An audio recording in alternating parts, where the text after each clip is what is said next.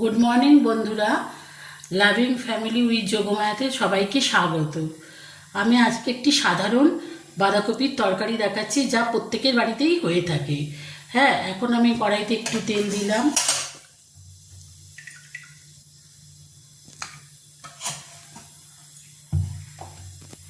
আলুটা ছেড়ে দিলাম।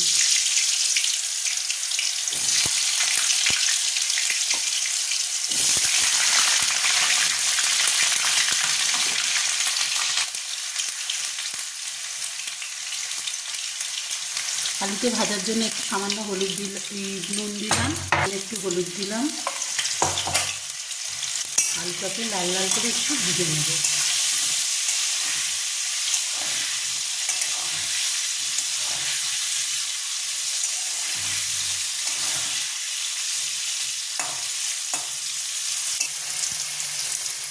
আলুটা মোটামুটি ভাজা হয়ে গেছে। এর মধ্যে আমি জিরে আর তেজপাতা ফোড়ন দিলাম।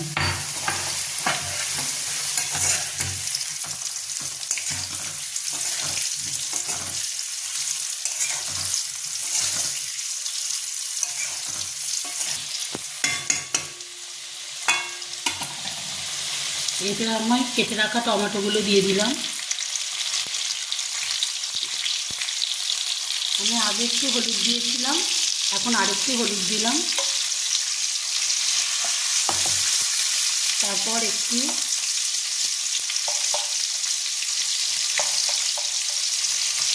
লঙ্কার গুঁড়ো দিলাম।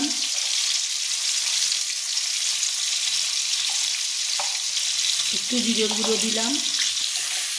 এরপর মশলাটাকে আমি ভালো করে আলুর সঙ্গে একটু কষিয়ে নেব। মশলা কষানো হয়ে গেলে বাঁধাকপিগুলো দিয়ে দেবো।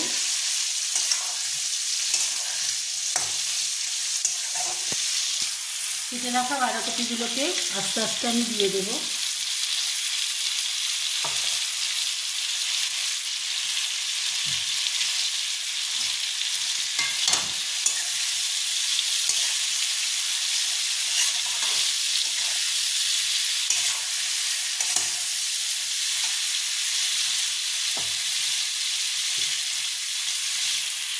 এবার অল্প অল্প করে দেবো আর একটু করে মিশিয়ে নেব। না মজলে ভালো করে বাঁধাকপি দেওয়া যাবে না, কড়াই থেকে বেরিয়ে আসবে।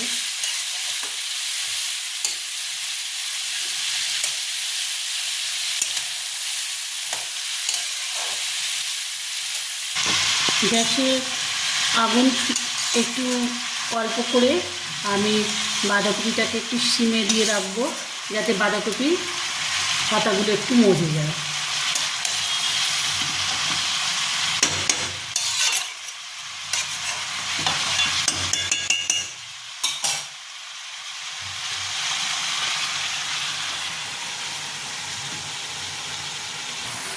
বাঁধাকপিটা অনেকটা মজে গেছে। এবার আমি সামান্য জল দিয়ে দিলাম। আমি জল দিলাম, খানিকটা নাড়িয়ে নেব।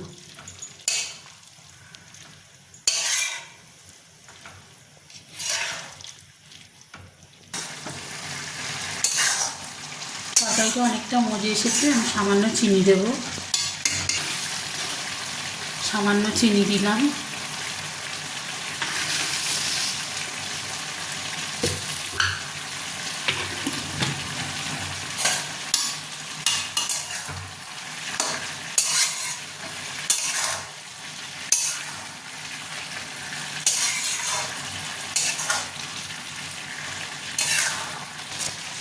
তরকারিটা যতক্ষণ জল না মরছে ততক্ষণ হোক। তারপর আমি সামান্য গরম মশলা দিয়ে নামিয়ে নেব। বাঁধাকপিটা আমার হয়ে গেছে। আমি এখন এখানে এলাচ, লবঙ্গ, দারচিনি বেটে রেখেছি, এটা দিয়ে আমি একটু নাড়িয়ে নামিয়ে নেব।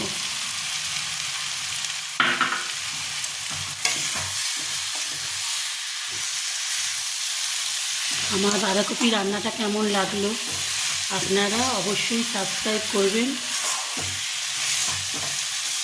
ভালো হলে লাইক বাটন প্রেস করে আমার চ্যানেলটাকে শেয়ার করে দেবেন।